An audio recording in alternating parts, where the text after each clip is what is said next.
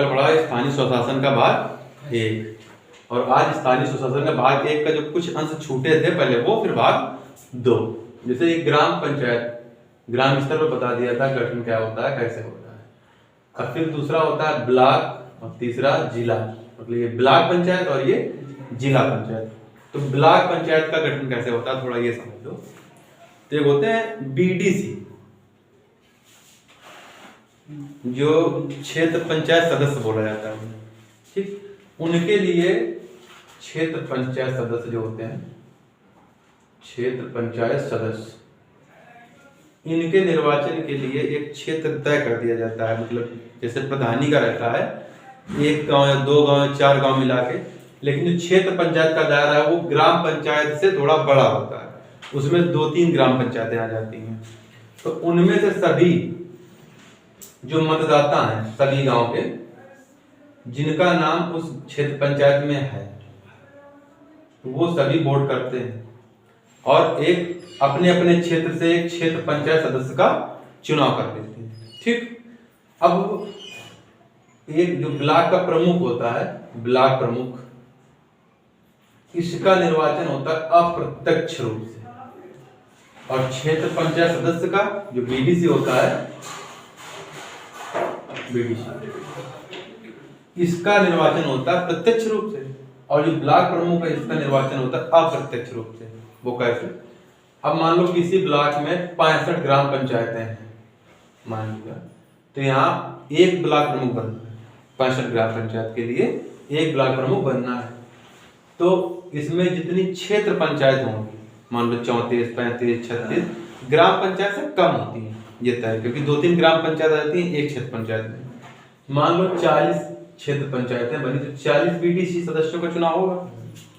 अब उसमें से कोई भी एक व्यक्ति जो बीडीसी 40 में से है, वही पहली ब्लॉक प्रमुख की ये पात्रता है कि आप खुद एक बीडीसी सदस्य हों, क्षेत्र पंचायत सदस्य आप खुद हों, जो ब्लॉक प्रमुख बनेगा, जो ब्लॉक प्रमुख के लिए चुनाव लड़ना चाहता है। दूसरी कंडीशन, इसमें भी आरक्षण चलता है, ये नहीं कि कोई भी लड़ जाए। हर क्षेत्र पंचायत का अपना अलग अलग रहता है, कोई सामान्य है, कोई ओबीसी है, कोई जन आरक्षित है, और ब्लॉक प्रमुख की सीट भी ऐसी ही होती है आरक्षण के अनुसार। कभी मान लीजिए सामान्य हुई, कभी महिला हुई, या कभी अनुसूचित जाति हुई या ओबीसी हुई, जो भी जिस कैटेगरी का ब्लॉक प्रमुख का मान लो सदस्य बनना है, अध्यक्ष बनना है, मान लो जनरल का बन रहा है, तो इस 40 में से जो जनरल कैटेगरी के हैं वो दावेदार हो सकते हैं ब्लॉक प्रमुख बनने के लिए। अब एक ब्लॉक प्रमुख के लिए तो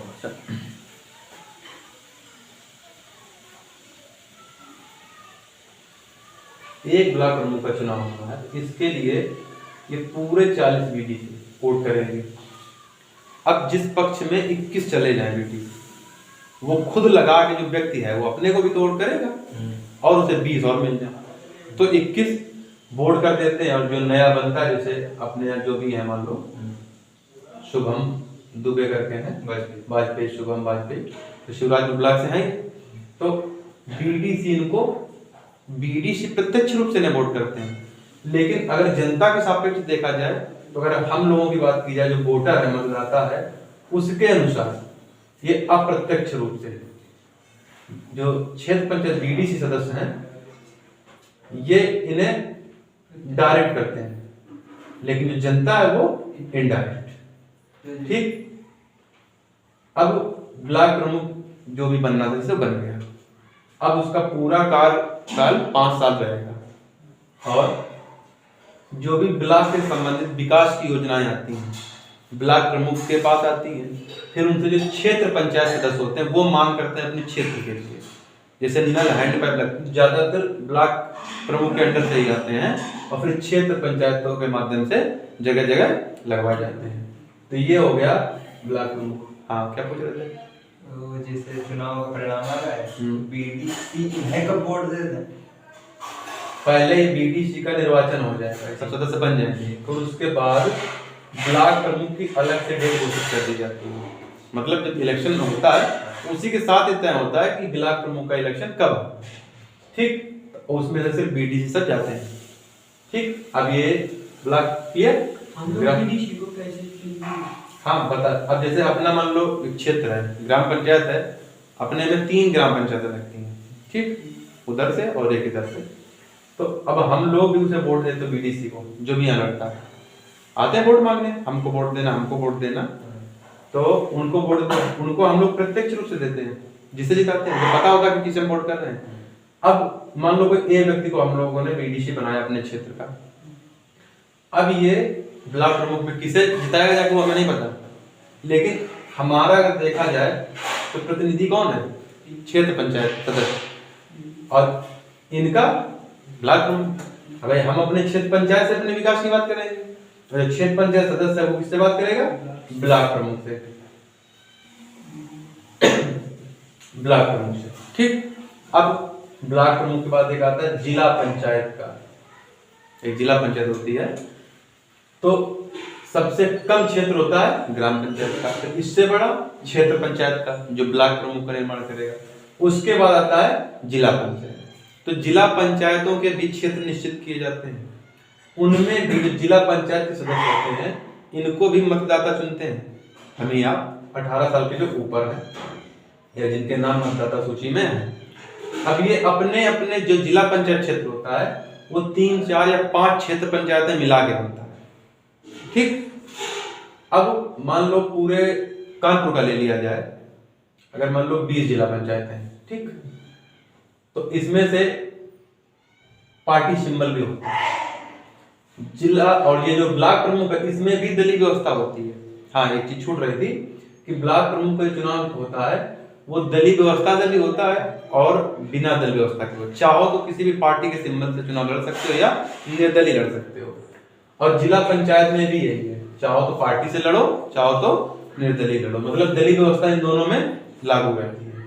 अब किसी भी पार्टी के 20 जिला पंचायत बन गए, उससे मैं लेना देना नहीं है, क्योंकि हम जो मतदाता वो किसे डायरेक्ट चुनता है, प्रत्यक्ष रूप से, पहले अपने ग्राम सभा सदस्य को, फिर ग्राम प्रधान को, फिर अपने क्षेत्र पंचायत सदस्य को, फिर अपने जिला पंचायत सदस्य को, इतनों को डायरेक्ट या प्रत्यक्ष रूप से चुनता है। अब इसमें से जिला अध्यक्ष की सीट कैसी है, आरक्षित है या अनारक्षित है, मतलब रिजर्व है या अनरिजर्व है, उसके लिए जिला पंचायत सदस्य उसको वोट करेंगे। हाँ, जहाँ पे डाउट है तो बोलो। हाँ, ये क्षेत्रीय को हम जैसे चुनते हैं, जिला को चुनते हैं, तो इसको मतलब हम किस हिसाब से वोट देते हैं, जो ग्राम देते हैं बता रहे। हाँ, तो ये बता दे रहे हैं, यहाँ पे डाउट हो रहा है कि क्षेत्र पंचायत या जिला पंचायत का चुनते हैं तो उसमें प्रक्रिया, जब ग्राम पंचायत के चुनाव होते हैं तो उसी के साथ ग्राम सभा सदस्य के चुनाव होते हैं, मतलब ग्राम पंचायत सदस्य के, ग्राम प्रधान के और क्षेत्र पंचायत के। पहले जिला पंचायत के भी उसी के साथ में होते थे, तो 4 बैलेट पेपर मिलते थे, ठीक। और ये अब मान लो ए है ग्राम पंचायत के लिए, बी क्षेत्र पंचायत के लिए, सी ग्राम सभा सदस्य के लिए और डी जिला पंचायत सदस्य के लिए, सब में चुनाव चिन्ह होते हैं। अब चारों को आपको वोट करना है, अपना प्रधान किसे बनाना चाहते हो उसको वोट कर दिया, अपना क्षेत्र सदस्य, क्षेत्र पंचायत सदस्य किसे बनाना चाहते हो उसे वोट कर दिया, अपना ग्राम पंचायत सदस्य किसे बनाना चाहते हो उसे वोट कर दिया, फिर जिला पंचायत सदस्य किसे बनाना चाहते हो उसे वोट कर दिया। वोटिंग होती है, हाँ, वोट 4 बैलेट पेपर मिलते हैं आपको, ठीक। और उसमें ये ऐसा कुछ बना रहता है, ये फट से मोहर मार दिया, बन गया जिला पंचायत। तो जिला पंचायत समझ रहे, तो मान लो 20 जिला पंचायत सदस्य जीते, अब उसके लिए एक मुख्य जो होता है जिला अध्यक्ष।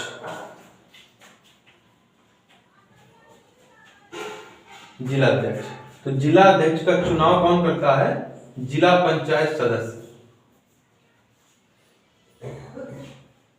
ये चुनाव करेंगे, और वो भी कैसे, प्रत्यक्ष रूप से। अगर पूछा जाए जिला अध्यक्ष जनता के द्वारा चुना जाता है, किस प्रक्रिया से, तो जनता अप्रत्यक्ष रूप से। अब ये थोड़ा समझ लो, प्रत्यक्ष और अप्रत्यक्ष गड़बड़ कर देता है। जब किसी को हम खुद मारे तो प्रत्यक्ष, और जब हम किसी को कह के दूसरे से मरवाएं तो वो अप्रत्यक्ष। समझ गए, जैसे झगड़ा कर दो, खुद एक तमाचा मारा तो प्रत्यक्ष, और बोल दिया घर में आएंगे पापा हमसे कहेंगे तब मरवाएंगे तो वो हो गया अप्रत्यक्ष, मरवाया तुमने ही है। समझ गए। तो ये यहाँ से बन गया क्या, जिला अध्यक्ष। तो अब जिला अध्यक्ष जो जिला स्तरीय योजनाएं होती हैं वो उसको मिलती हैं। अब उनसे जिला पंचायत सदस्य मांग करता है अपने पंचायती क्षेत्र के लिए, जिला पंचायती क्षेत्र के लिए विकास की, और जिला पंचायत सदस्य से ब्लॉक प्रमुख भी मांग कर देता है, या जिला अध्यक्ष से भी सीधे कर सकता है मांग, और उससे बीडीसी हमारा मांग करता है, या इससे जिला पंचायत सदस्य से ग्राम प्रधान भी मांग कर देता है। मतलब एक चेन सिस्टम चल रहा है। पहले जिला से मांगा जाएगा, ब्लॉक में पहुंच जाएगा, ब्लॉक से मांगा जाएगा, ग्राम पंचायत पहुंच जाएगा, और ग्राम पंचायत से मांगा जाएगा तो हर गांव में पहुंच जाएगा। ठीक, ये क्लियर। अब देखो भाग 2। ठीक, तो देखो भाग 2। भाग 2 से पहले थोड़ा सा ये समझ लो, जो पंचायतों में रह रहा था कि जो बैठकें होती है पंचायत की ग्राम पंचायत स्तर पे, हर माह में एक बार बैठक होना चाहिए, ये नियम है। और बैठक का मतलब ये होता है कि सभी सदस्य बुलाए जाएंगे, प्रधान बुलाया जाएगा, और जो गांव के निवासी उनको बुलवाया जाएगा, जो मतदाता नागरिक है। तो उनसे ही समीक्षा करवाई थी कि तुम अपनी अपनी समस्याएं बताओ, और ग्राम पंचायत सचिव भी आता है, वीडीओ विलेज डेवलपमेंट ऑफिसर, ये भी आएगा। तो वहां पे अपनी अपनी समस्याएं बताते हैं, और जो मांग होती काम की उसे दर्ज करवाया जाता है। ठीक, तो इस चीज को ये जो रह रही थी इसे यहाँ से देख लो। अब जो भाग 2 में जो शहरीकरण में आ जाओ।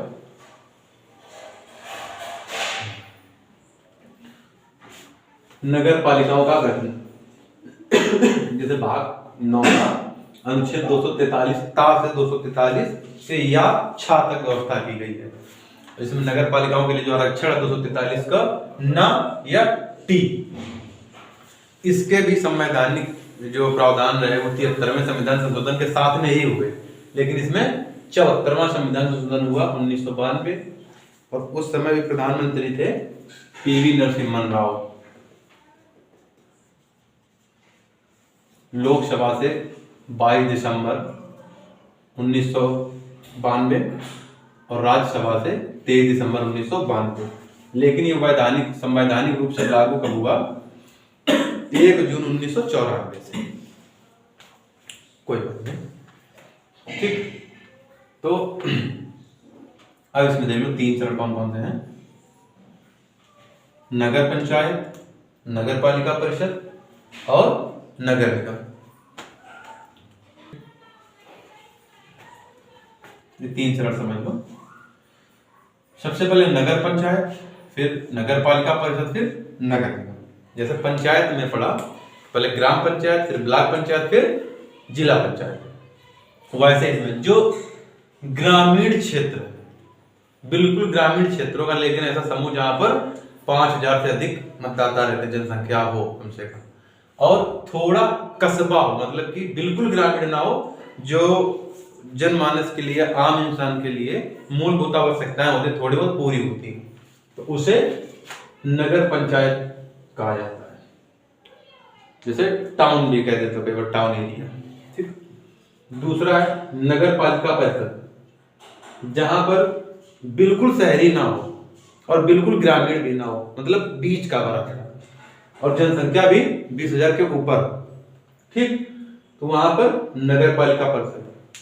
और नगर निगम के लिए जहां पूर्णतया शहरीकरण ही हो, पूरा शहर हो, ग्रामीण क्षेत्र ना हो, ठीक, उसको क्या बोलेंगे? नगर निगम। अब इनका जो तीनों के चुनाव प्रक्रिया है उसको थोड़ा समझ लो। और सबके लिए जो न्यूनतम आयु है बनने के लिए वो 21 वर्ष ही है, चाहे नगर पंचायत का सदस्य बने, चाहे नगर पालिका का बने, या नगर निगम का मेयर बने, जो मेयर होता है, ठीक। अब इसको थोड़ा सा देख लो, चीज छोड़ रही थी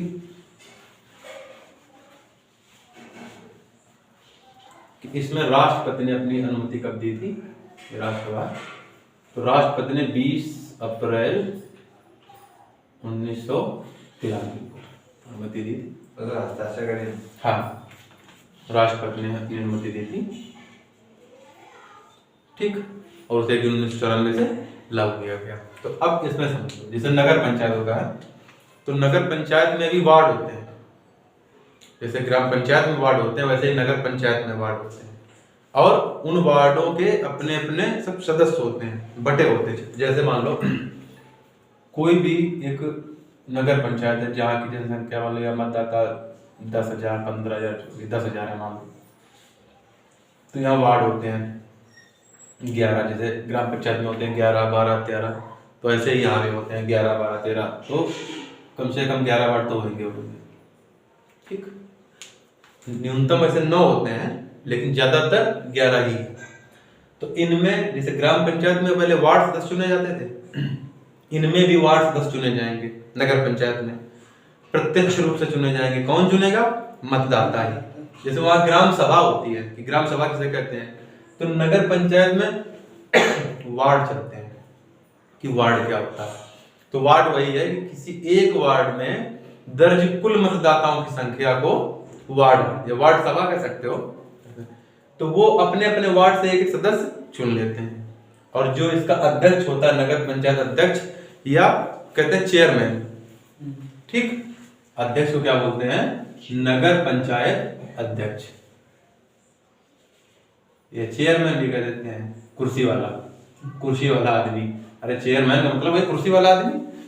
ठीक, तो इन दोनों के चुनाव, चाहे वो वार्ड सदस्य हो या नगर पंचायत अध्यक्ष हो, इन दोनों के चुनाव सार्वभौमिक वयस्क मताधिकार के अनुसार, मतलब जो मतदाता सूची में दर्ज है उनके द्वारा प्रत्यक्ष रूप से किया जाता है।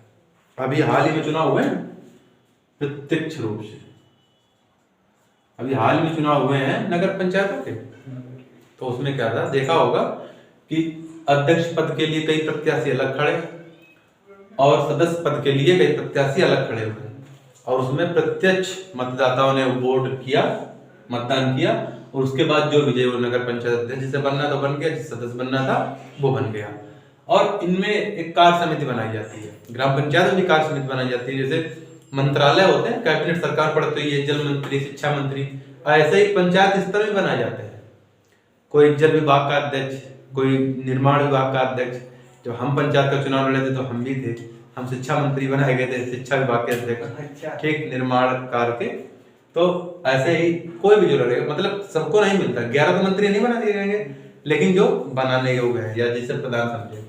ऐसे ही नगर पंचायत कमेटी भी एक होती है, इसमें अध्यक्ष होता है, और इनका जो होता है नगर पंचायत कार्यालय होता है।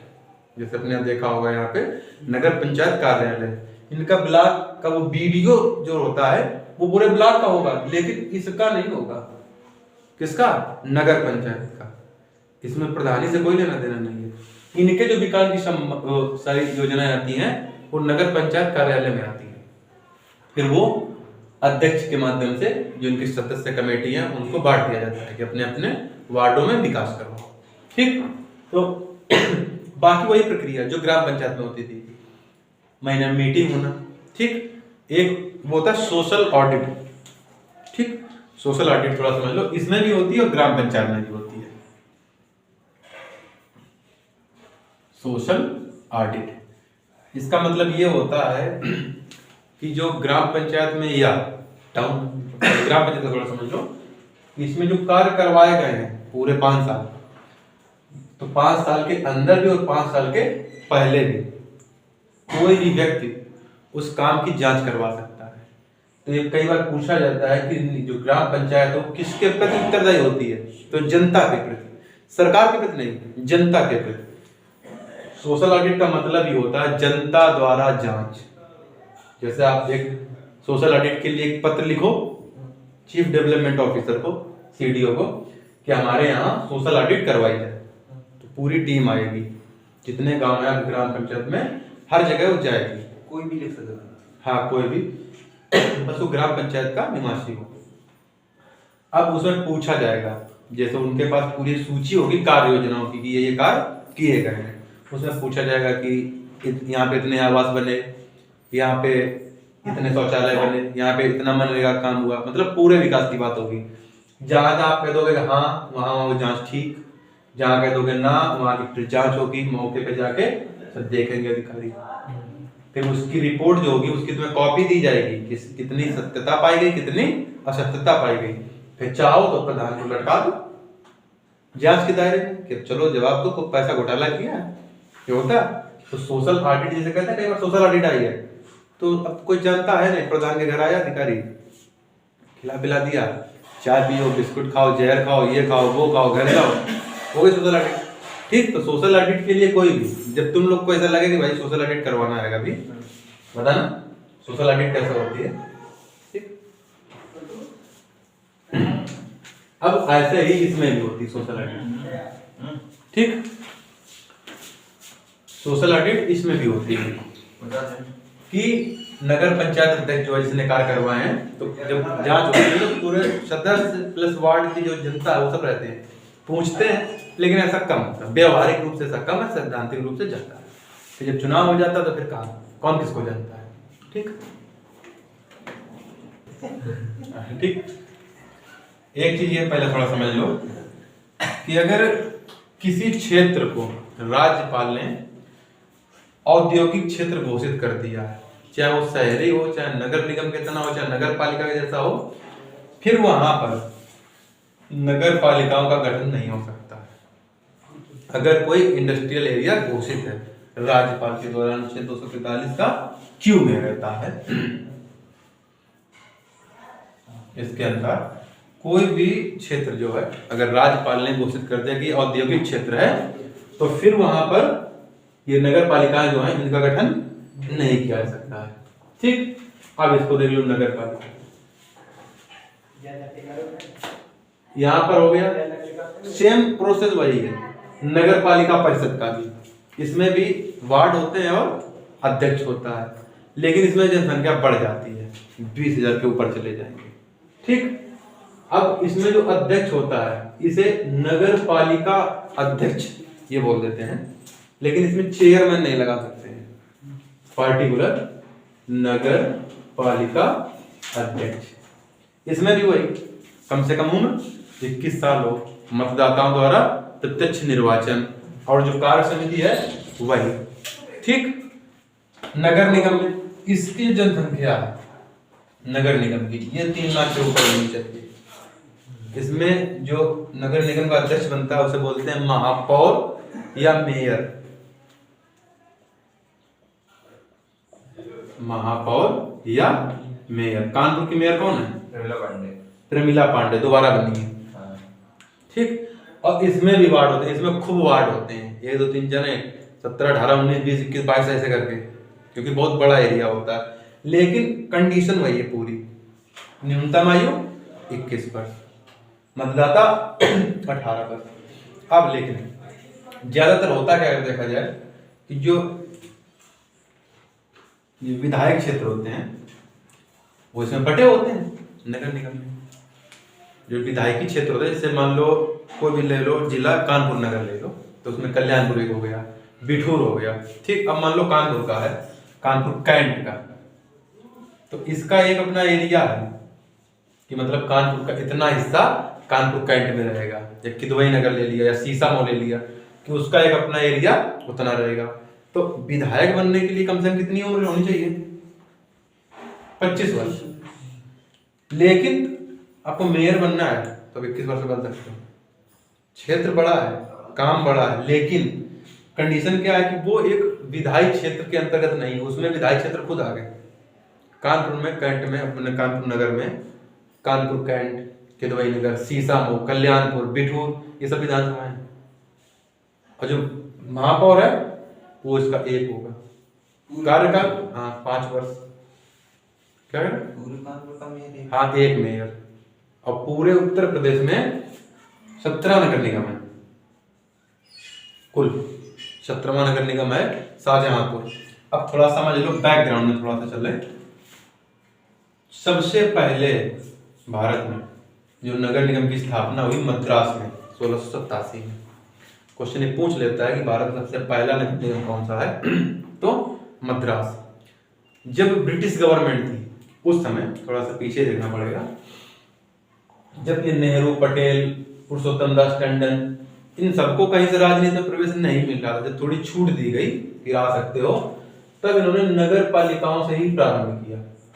नगर पालिकाओं के सदस्य बने, फिर अध्यक्ष बने, और 1924-25 में जवाहरलाल नेहरू प्रयागराज के 2 बार नगर पालिका अध्यक्ष थे।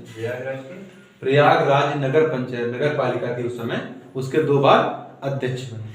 फिर धीरे धीरे ऐसे ही आगे प्रवेश किया। तो देखा जाएगा शुरुआत कहाँ से हो गई थी, 1687 मद्रास में करने कब्जे, लेकिन इसे सुचारू रूप से आते आते आते आते 1994 आ गया, जिसे संवैधानिक दर्जा मिल पाया। अरे 100 साल हो, 200 साल हो, 300 साल लग गए, इन प्रक्रिया चलती रही। ठीक, इसमें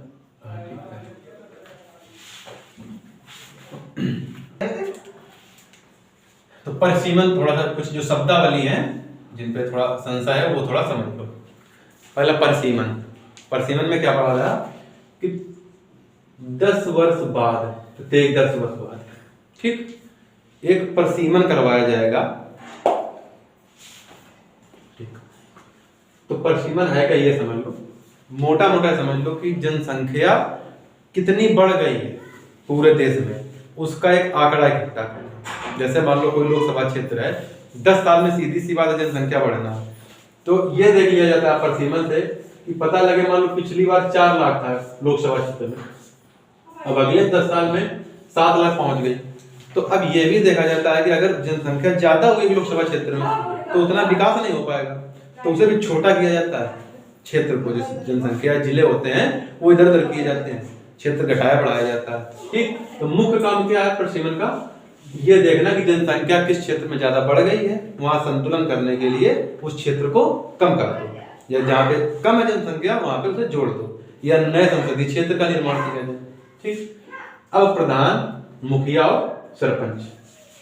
तो प्रधान और मुखिया पहले ये समझ लो कि बिहार में तो एक ही होता है, लेकिन जो तथ्य रूप से है तो प्रधान का होता है निर्वाचन, जो ग्राम सभा के सदस्य करते हैं, और जो मुखिया होता है तो ये होता था पहले प्राचीन काल से ही कि हर गांव में एक बूढ़ा बुजुर्ग होता था जिसका काम ही होता था कि सलाह देना लोगों को, या कोई समस्या आ रही तो उससे सलाह लेते थे जाके।